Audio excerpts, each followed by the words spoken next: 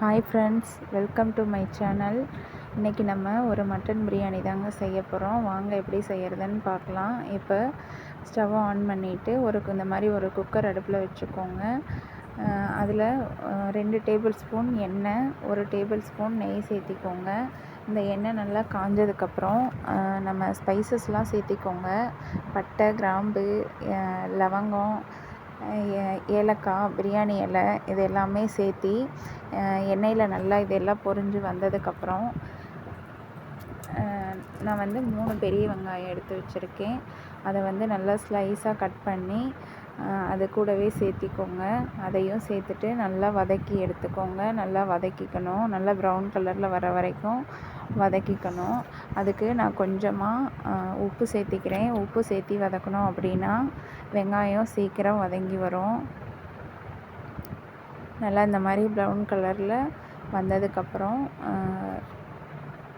2 medium size தக்காளி நைஸாக cut பண்ணி சேர்த்திக்கோங்க. அது கூடவே 1 கைப்பிடி புதினா, 1 கைப்பிடி மல்லித்தழை சேர்த்துட்டு இஞ்சி பூண்டு பேஸ்ட்டு தேவையான அளவு சேர்த்துட்டு நல்லா வதக்கிட்டு வதங்கினதுக்கப்புறம் பிரியாணி மசாலா நான் வீட்டில் அரைச்ச பிரியாணி மசாலா தான் சேர்த்துருக்கேன்.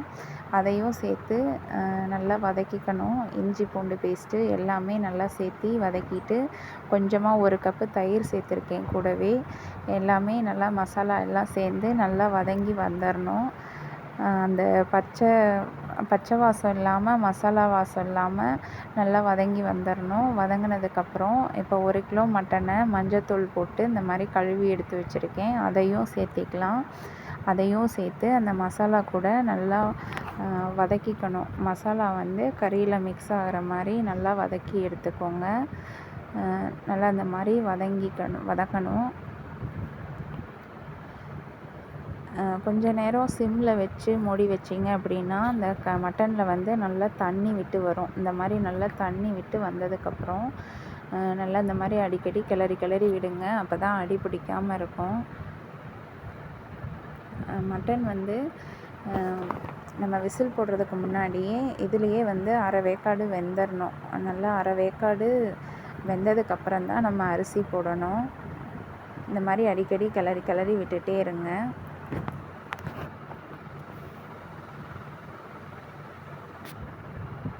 நல்லா இந்த மாதிரி அந்த எண்ணெயெல்லாம் பிரிஞ்சு வந்ததுக்கப்புறம் அரிசி நான் 2 உலக்கு அரிசி எடுத்திருக்கேன். 1/4 படி உலக்கில் 2 உலக்கு அரிசி எடுத்திருக்கேன். 1 கிலோ மட்டனுக்கு 2 உலக்கு அரிசி எடுத்திருக்கேன்.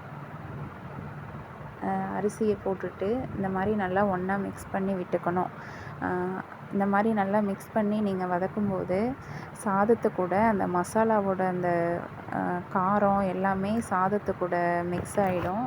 அதனால் இந்த மாதிரி எப்போ பிரியாணி செஞ்சாலும் அந்த மாதிரி தண்ணி ஊற்றுறதுக்கு முன்னாடி அரிசி போட்டு நல்லா மசாலா கூடவே நல்லா மிக்ஸ் பண்ணிக்கோங்க. மிக்ஸ் பண்ணதுக்கப்புறம் தேவையான அளவு தண்ணி ஊற்றிக்கோங்க. 2 உலக்கு அரிசிக்கு 4 அதுலேயே 4 உலக்கு தண்ணி சேர்த்துருக்கேன். தண்ணி சேர்த்துட்டு நல்லா கொதிச்சு வரணும். தேவையான அளவு உப்பு சேர்த்துருக்கேன்.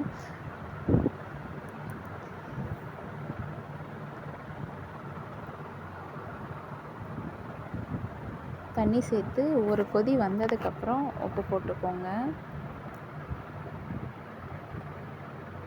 உப்பு போட்டு நல்லா கொதி வந்ததுக்கப்புறம் உப்பு செக் பண்ணிவிட்டு அப்புறமா மூடி போட்டு வெயிட் போடுங்க. உப்பு எப்பயுமே பிரியாணி செய்யும்போது கொஞ்சம் கூட இருந்தால் தான் பிரியாணி சாதம் வெந்து வரும்போது கரெக்டாக இருக்கும். எப்பயுமே இந்த மாதிரி உப்பு போடுங்க. இந்த கலவை சாதம்லாம் செய்யும்போது உப்பு கொஞ்சம் தூக்கலாக இருந்தால் தான் நல்லாயிருக்கும். இப்போ பாருங்கள், நல்லா பிரியாணி ரெடி ஆயிடுச்சு. மணமணக்கும் மட்டன் பிரியாணி ரெடி. வாங்க சாப்பிடலாம். என்னோடய வீடியோ பிடிச்சிருந்தால் லைக் பண்ணி சப்போர்ட் பண்ணுங்கள். தேங்க்யூ.